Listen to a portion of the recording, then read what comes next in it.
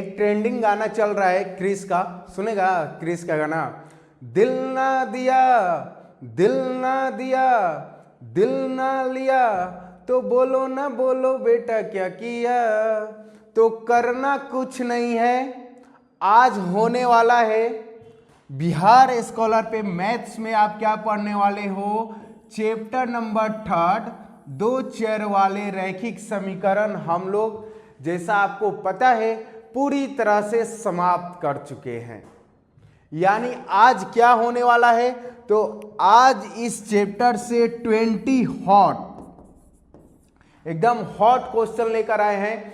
आपने सारे थ्योरी को पढ़ा, कौन कौन मेथड आया, उससे दो चर वाले रैखिक समीकरण को हल करना सीखा। फिर ये 20 क्वेश्चन ऐसा लाए हैं ना बेटा, ये पूरा तुम्हारा चैप्टर नंबर 3 का समरी है। तो स्टार्ट करते हैं आज का सेशन। और पहला क्वेश्चन आपके स्क्रीन पे दिख रहा होगा। हमको मालूम है अगर तुम कंप्लीट लेक्चर देखे होगे चैप्टर नंबर 3 का, तो देखना एक भी क्वेश्चन आपसे छूटने वाला नहीं है। चलो पहला क्वेश्चन, निम्न में से कौन सा रैखिक समीकरण है। तो रैखिक समीकरण किसको बोलते हैं बेटा, रैखिक समीकरण किसको बोलते हैं, जल्दी बता दो। जैसे ax प्लस बी वाई बराबर सी, एक्स प्लस बी वाई बराबर सी। तो देखो तो रैखिक समीकरण इसमें से कौन तुम्हारे पास बनेगा, ऑप्शन नंबर आपका होने वाला है B is the right answer. रैखिक समीकरण कौन सा होगा, ऑप्शन नंबर आपका बी सही उत्तर होगा। आगे बढ़ते हैं हम लोग। नेक्स्ट क्वेश्चन देखो, रैखिक समीकरण X plus B Y plus C equal 0। जैसे पहला नंबर क्वेश्चन था, रैखिक समीकरण का जो जनरल फॉर्म होता है X plus B Y plus C बराबर 0, यहाँ वाई छूट गया था, ठीक है। तो इससे आपका ऑप्शन नंबर बी निकल के आया। आगे देखो क्वेश्चन में क्या पूछा जा रहा है कि रैखिक समीकरण X plus B Y plus C बराबर 0 है और में ए और बी दोनों का मान क्या नहीं हो सकता है। तो देखो रैखिक समीकरण में जब हम तुमको बताए होंगे कि रैखिक समीकरण क्या होता है, वहां डिफिनीशन पे हम बताए होंगे कि ए और बी का मान कभी भी 0 के बराबर नहीं हो सकता है। अगर 0 हो जाएगा तो x भी 0 हो जाएगा, y भी 0 हो जाएगा, तो वहां रैखिक समीकरण नहीं बन पाएगा। इसलिए a और b का मान क्या नहीं हो सकता है, तो 0 नहीं हो सकता है। यानी ऑप्शन नंबर ए मेरा सही उत्तर हो जाएगा। चलिए नेक्स्ट बढ़ते हैं। देखो यहाँ पे 3rd नंबर क्वेश्चन, जरा क्वेश्चन को अच्छे से पढ़ो, फिर माइंड में रिकॉल करो कि सर क्या बताए थे पिछले वाले लेक्चर में और इसमें क्या दिया गया है। देखो दो चर वाले रैखिक समीकरण का ग्राफ होता है बेटा, दो चर वाले रैखिक समीकरण का ग्राफ होता है, बताओ तो। दो चर वाले जैसे देखो 2x प्लस 5y बराबर 6 3x प्लस y बराबर 5। तो इसका अगर हम लोग ग्राफ बना दें तो ग्राफ हमेशा क्या होता है, सीधी रेखा होता है। क्या होता है, सीधी रेखा। हो सकता है वो दोनों रेखा आपस में कटे ना, ये भी हो सकता है कि एक के ऊपर एक हो, ये भी हो सकता है कि दोनों पैरेलल हो, या दोनों एक जगह कटे या पैरेलल हो, एक जगह कटे या आपका एक के ऊपर एक हो। तो अब देखो तो कह रहा है कि समीकरण का ग्राफ होता है, तो ऑप्शन नंबर सी देखो तो लिखा है सीधी रेखा, तो ऑप्शन नंबर सी आपका करेक्ट आंसर हो जाएगा। चलो आगे बढ़ते हैं। समीकरणों के युग्म का हल क्या दर्शाता है, समीकरण का युग्म का हल क्या दर्शाता है, जरा बताओ तो। मान लो समीकरण का युग्म तुमको दे दे तो क्या दर्शाएगा। देखो जैसे 2x प्लस 3y बराबर 6, ठीक है, 3x प्लस y बराबर 5, ये दो चर वाले रैखिक समीकरण का युग्म का हमने उदाहरण लिया। तो कह रहे कि इसका हल क्या दर्शाएगा। तो आपको पता है रेखाएं अगर उसका हल है तो क्या करेगा, प्रतिच्छेद बिंदु, रेखाओं का प्रतिच्छेद बिंदु उसका क्या होगा, हल दर्शाने वाला है। अगर एक जगह काटेगा, एक सॉल्यूशन, एक से ज्यादा काटेगा तो आपके मतलब एक के ऊपर एक हो जाएगा, तो उस केस में बहुत सारे हल मिलने वाले हैं। तो इसका ऑप्शन हो गया बी आपका करेक्ट आंसर हो गया। चलिए आगे बढ़ते हैं। क्वेश्चन नंबर 5, यदि दो रेखाएं समांतर हो, दो रेखाएं समांतर हो, देखो दो रेखाएं समांतर ऐसे हमने ले लिया, तो कह रहा है कि युग्म का हल होगा।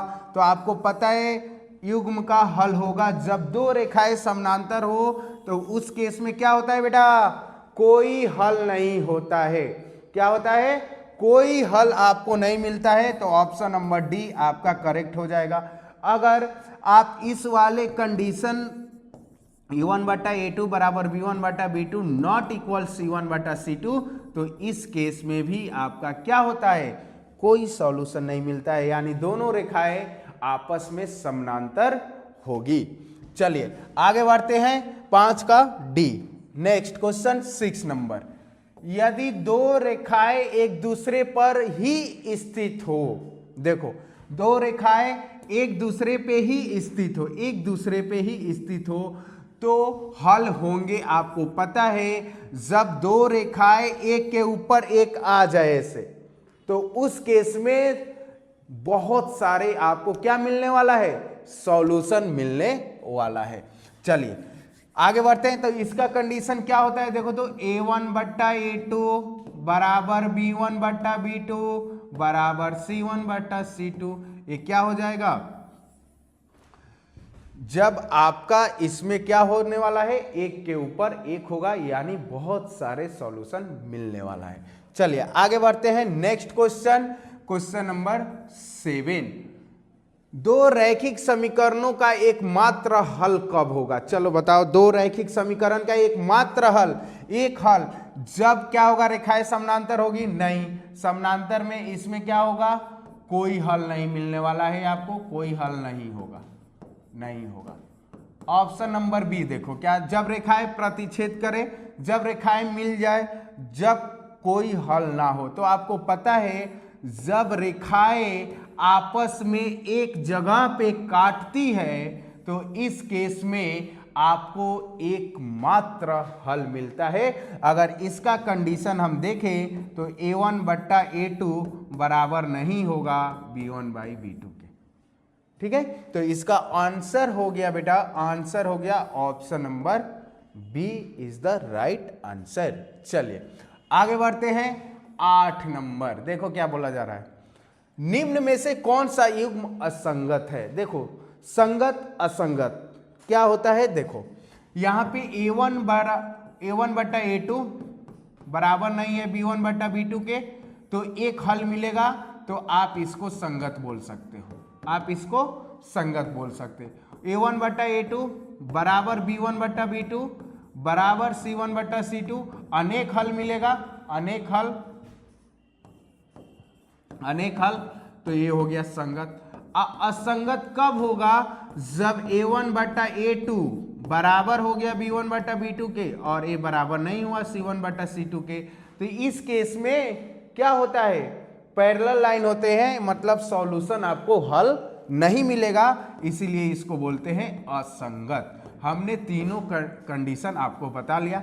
अब अप्लाई कर लो कि क्वेश्चन में क्या पूछा जा रहा है, निम्न में से कौन सा युग्म असंगत है। तो देखो तो असंगत, देखो ऑप्शन नंबर 3 को चेक करते हैं। 1/1 बराबर 1/1 बराबर 4/6, 1/1 बराबर 1/1 और 2 से इसको काटोगे 2/3। देखो तो ये दोनों बराबर है, ये बराबर नहीं है। 3rd नंबर कंडीशन लग रहा है ना, असंगत है, समानांतर है, एक भी हल नहीं मिलेगा, इसलिए ऑप्शन नंबर सी मेरा करेक्ट आंसर हो जाएगा। ठीक है। अगर बेटा आप कोई लेक्चर देखे हो कंप्लीट, पूरे 3 नंबर चैप्टर अगर पढ़े हो, तो आपको किसी भी तरह की कोई समस्या नहीं हो रही होगी और बहुत आसानी से आप इसका आंसर कर पा रहे होगे। चलो आगे बढ़ते हैं 9 नंबर। देखो, ग्राफीय विधि से हल निकालने के लिए क्या बनाते हैं। ग्राफीय विधि से हल निकालने के लिए क्या बनाते हैं, तो ग्राफीय विधि से हल निकालने के लिए देखो तो आप चार्ट, ऑप्शन है तालिका, सारणी बनाते हो क्या? नहीं। वक्र बनाते हो क्या? नहीं। ग्राफ ही ना बनाते हो? तो ऑप्शन नंबर सी आपका करेक्ट आंसर हो जाएगा। ठीक है, तो ये जनरल सा क्वेश्चन था, बहुत इजी था, 9 नंबर। चलिए 10 नंबर, x बराबर 2 y बराबर 3 निम्न में से किस समीकरण को संतुष्ट करता है? देखो कोई भी दुनिया का समीकरण लिख लो, कोई भी समीकरण, अगर x और y का मान निकल के आ रहा है कुछ भी, तो उस मान को समीकरण में रखने पे संतुष्ट करना चाहिए। यानी x बराबर 2 y बराबर 3 किस समीकरण को संतुष्ट करता है? तो देखो तो x का मान 2 y का मान 3 रखोगे, 3 2 5 5 6 के बराबर नहीं है, तो इसको संतुष्ट नहीं करता है, नहीं कर रहा है। दूसरा चेक करते हैं, दूसरा कर गया, तो ऑप्शन नंबर बी मेरा करेक्ट आंसर हो गया, क्योंकि x के जगह पे 2 रखोगे, y के जगह पे 3, तो 2 + 3 5, 5 बराबर, और बराबर में भी 5 लिखा है। तो ऑप्शन नंबर क्या निकल के आया आपका? ऑप्शन बी आपका सही उत्तर हो जाएगा। चलिए आगे बढ़ते हैं 11 नंबर। समीकरण x माइनस वाई का हल है। समीकरण x माइनस वाई बराबर 0 का हल पूछ रहा है बेटा, क्या होगा? सॉल्यूशन पूछ रहा है, क्या होगा? तो आप इसको बोल सकते हो x माइनस वाई को सब्ट्रैक्ट कर रहे हो तो 0 आ रहा है। तो मान लो इसका कोई भी हल निकालो, अगर x का मान हम बोल दे 2, तो y का मान क्या आएगा? 2 आएगा। सोचो जरा, अगर x का मान हम 2 बोल दे तो y का मान भी कहोगे कि सर 2 ही होगा, तभी तो 2 - 2 0 होगा। और x का मान 3 हो गया तो y का भी मान 3 होगा, 3 - 0 3 0। तो कहने का मतलब क्या हुआ? जो x का मान होगा वही y का मान होगा। इस केस में x बराबर y होने वाला है, x बराबर y होने वाला है। Option number C. जरा ध्यान से देखना बोर्ड पे, जरा अपने पेन को रोको और बोर्ड पे ध्यान से देखो। इक्वेशन हम बदल रहे हैं। अगर इसी इक्वेशन को x + y बराबर 0 लिख दे, आप पूछे कि इसका हल होगा, तो मान लो x का मान 2 लिखोगे, x का मान 2 लिखोगे तो y का मान -2 लिखना पड़ेगा, तब आएगा 0। x का मान 3 लिखोगे तो y का मान -3 लिखना पड़ेगा, तो उस केस में आंसर चेंज हो जाएगा। ठीक है, तो ये सब कंसेप्ट ध्यान रखना, गलती नहीं करना, एग्जाम में पूरा नंबर लेकर आना है। चलिए 12 नंबर, रैखिक समीकरणों के युग्म किस विधि से हल नहीं किया जा सकता है? सबसे पहले बेटा आपको हम बताए थे ग्राफीय मेथड से, ग्राफ विधि से हल करना। उसके बाद आया प्रतिस्थापन विधि, जिसको अंग्रेजी में सब्स्टिट्यूशन मेथड बोलते हो। उसके बाद आया विलोपन विधि, जिसको हम लोग बोलते हैं इलिमिनेशन मेथड। और एक अभी जस्ट इसके पहले हम लोग पढ़े ब्रज गुणन विधि, जिसको हम लोग बोलते हैं क्रॉस मल्टीप्लिकेशन मेथड। तो कौन से विधि से हल नहीं किया जा सकता है? तो गुणनखंड विधि से हल नहीं किया जा सकता है। ऑप्शन नंबर डी आपका सही उत्तर हो जाएगा, ऑप्शन नंबर डी। बाकी तीनों से आप हल कर सकते हो। ठीक है, चलिए आगे बढ़ते हैं। क्वेश्चन नंबर 13, दो समीकरणों का हल 2, -1 है। इसका अर्थ है कि x का मान 2 है और y का मान -1 है। ये तो जनरल, बहुत जनरल क्वेश्चन हो गया, ये तो आपसे गलती नहीं होना चाहिए। ठीक है, चलिए आगे बढ़ते हैं। 14 नंबर, देखो समीकरण 3x + 2y बराबर 0, तो 0 0 बिंदु, देखो 3x + 2y बराबर 0 है, तो 0 0 बिंदु, यानी x का भी मान 0, y का भी मान 0, यानी क्या है? हल है कि हल नहीं है, कि कभी हल नहीं है, कि केवल y के लिए है? तो इसका हल है। मान लो x बराबर 0, y बराबर 0 इस समीकरण का हल है, तो इसको रखने पे तो संतुष्ट कर ही रहा है, यानी इसका 0 0 बिंदु इस समीकरण का क्या है? हल है, सॉल्यूशन है। तो ऑप्शन नंबर ए आपका सही उत्तर देकर जाएगा। चलिए आगे बढ़ते हैं। 15 नंबर में देखो, दो चर वाले रैखिक समीकरण में कुल कितने हल हो सकते हैं? अभी आपको बताया ना, दो चर वाले रैखिक समीकरण में कुल कितने हल हो सकते हैं। ग्राफ मेथड से समझो, मान लो एक जगह पे वो काट रहा है तो एक सॉल्यूशन, पैरेलल है पैरेलल है तो उसका कोई हल नहीं होगा, और एक के ऊपर एक है तो उसको क्या बोलेंगे, अनेक हल, तो अनंत हल हो सकते हैं। ऑप्शन नंबर सी आपका सही उत्तर देकर जाएगा। सीधा सीधा पूछ रहा था दो चर वाले रैखिक समीकरण में कुल कितने हल हो सकते हैं, तो एक भी हो सकता है, कोई नहीं होगा, और आपके हल केवल पूछा जा रहा है कितने हल हो सकते हैं। तो एक केस ऐसा भी होता है जब एक्स वाई का मान बहुत ज्यादा आता है, उसको दोनों सीधी रेखा एक दूसरे पे होती है, उस केस में अनंत हल होता है। ऑप्शन नंबर सी आपका सही उत्तर होगा। चलिए आगे बढ़ते हैं। समीकरणों का युग्म संगत कहलाता है। संगत कहलाता है, संगत कब कहलाता है, अभी हमने आपको जस्ट पहले वाले क्वेश्चन में बताया, A1 बट्टा A2 बराबर नहीं हो B1 बट्टा B2 के, तो इस केस में एक हल मिलता है, या A1 बट्टा A2 बराबर हो गया B1 बट्टा B2 के, या बराबर हो गया C1 बट्टा C2 के, तो इस केस में आपको अनंत हल मिलता है।